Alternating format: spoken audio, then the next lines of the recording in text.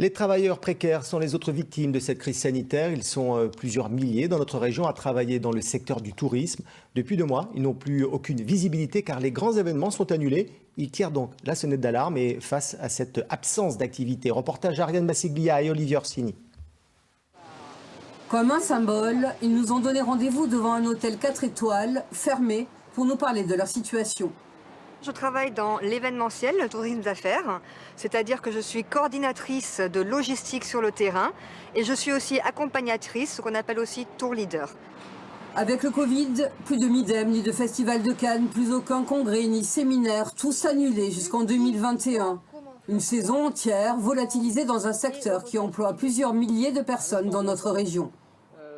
Quand est arrivé la fin du mois de février, tout est tombé à l'eau en une semaine. Tout est tombé à l'eau, mais c'est-à-dire qu'on est passé, je ne sais pas, peut-être de 150, 180, 200 jours de réservation à zéro.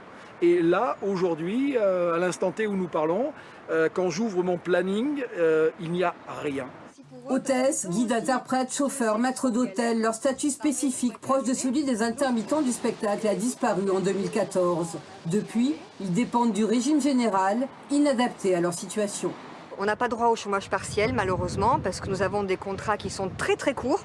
Quand je dis contrat court, je ne parle pas de contrat de 1 mois ou 2 mois. Je parle d'un contrat qui peut aller de 2 jours, 1 jour, voire même des fois, ça paraît surprenant, on enchaîne 3 contrats dans une même journée.